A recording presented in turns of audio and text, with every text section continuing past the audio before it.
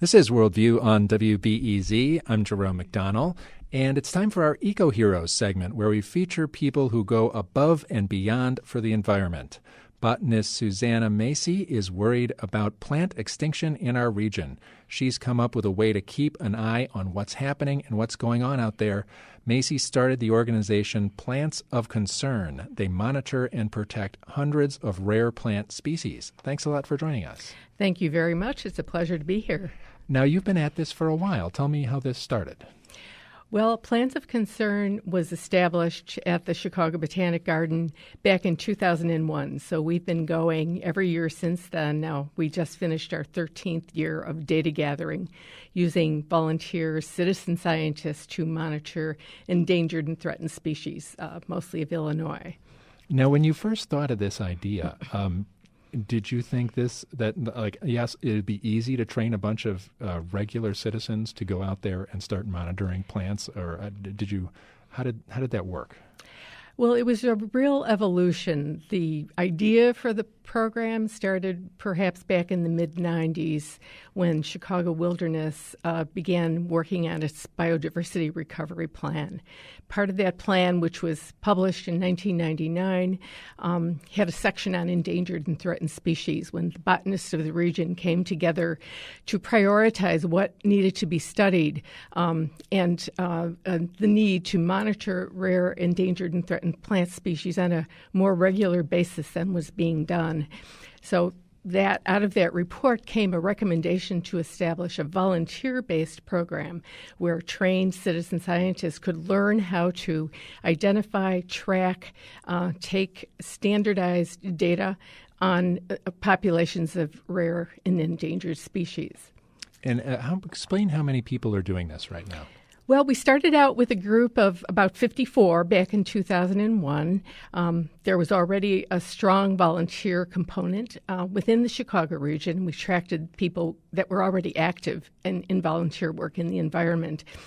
Since that time, we've trained about 750 volunteers to monitor rare and endangered species.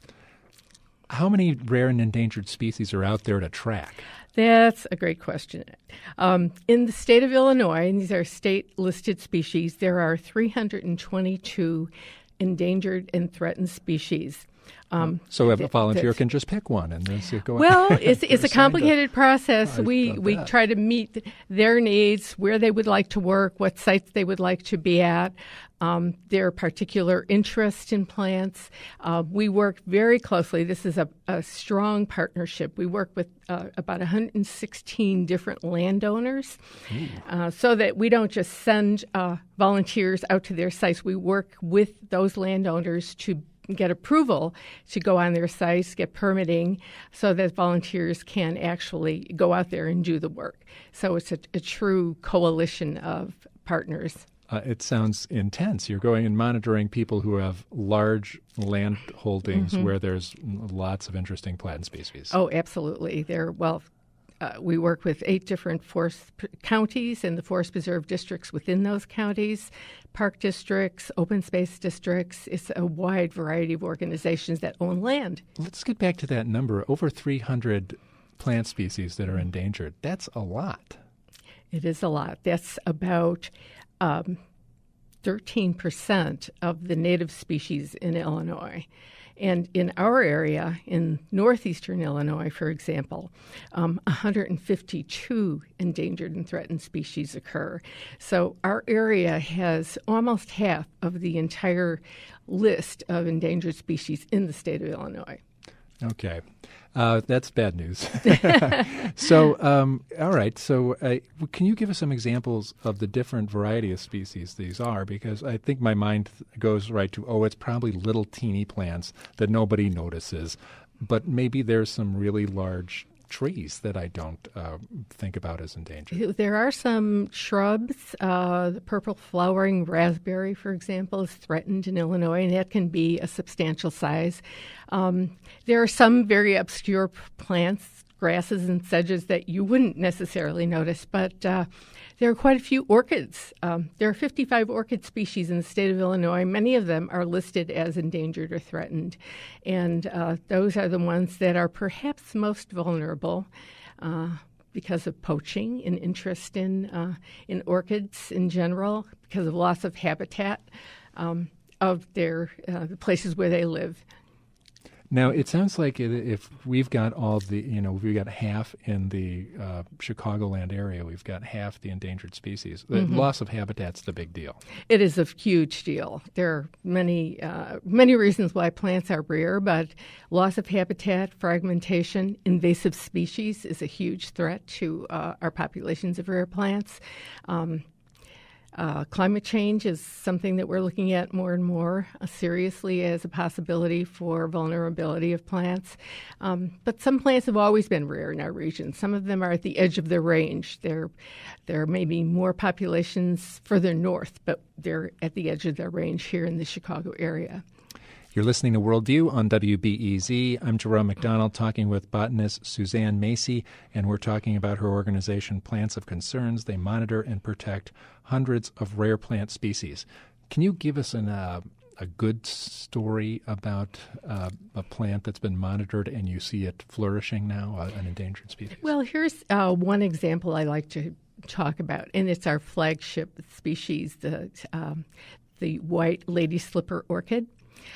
It had been listed as threatened in the state of Illinois, and as a result of our reporting over the years, we have been able to report on 56 different populations of this species, many more than were previously known.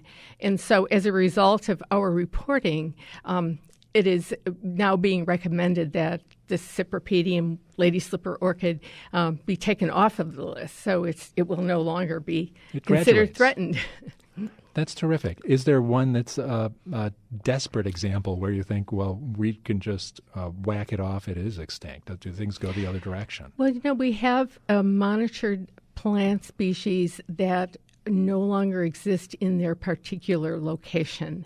We have not seen a whole species here in Illinois within our program become extirpated. But we have seen populations wink out because of some of the problems that I have already mentioned. Do you do a lot to propagate these endangered plants and try to collect their seeds and spread them? That's a great question. Our program does not do that, but the importance of our program is that we can provide information to the landowners, the land managers who are responsible for taking those actions. We can provide information to the stewards of sites who are often volunteers. Several counties have nurseries that grow native plants, and there is a translocation policy that the state of Illinois has published, which gives guidelines for introducing plant species to other locations that are appropriate. So others are taking those actions as a result of some of the information that we provide, but we ourselves do not do that.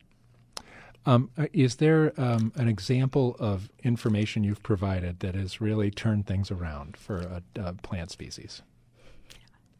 Well, there are many stories we hear of managers responding to alerts that our volunteers have noticed, threats that they noticed to the population. For example, one volunteer was out checking her population. It was a false-eared foxglove, and she noticed that there were ATV tracks going through the population. She reported it immediately. The Forest Preserve District that was involved in that site and that was managing it was alerted, and they talked to their crew and tried to discover, the source of that intervention. And so they were able to take care of that problem very quickly. And it's because that we have people on the ground with their eyes open watching these plants that we can learn about these instances. I've got the general impression that people value our native plants and endangered plants more these days. But I'm not entirely sure that's true on a widespread basis, that we're seeing these plants get more help? Do you get the feeling like it's really true? No, I think that's really true. I mean, I mentioned Chicago Wilderness. I'm here because of an award that the Habitat Project of the Chicago Audubon has given me, and I think that there are partnerships developing throughout our regions of agencies, different associations, individuals who are working together to do this kind of work, protect nature, protect the habitats, protect the natural areas that exist out there, and doing something about it, very active. The numbers are within the Habitat Project, for example, there are 1,000 volunteers who monitor butterflies, frogs, dragonflies. And so there are so many partnerships that have developed that make this work more possible to do. How much of preserving some of these endangered plant species is about knocking out the guys who are doing all the harm, the invasive species? Is there a relationship? Well, one of the major pieces of data we take as we go out and monitor plants is to record the specific species of invasives that are impacting the populations. And as a result of that reporting, land managers, the forest preserve districts, park districts can then plan to go in with their crews, with their volunteers to remove those invasive plants. And it's like it's a feedback loop of information that gets things moving. Now, you mentioned you're getting a Conservation Leadership Award from the Habitat Project this weekend on Saturday night. Correct. That's outstanding.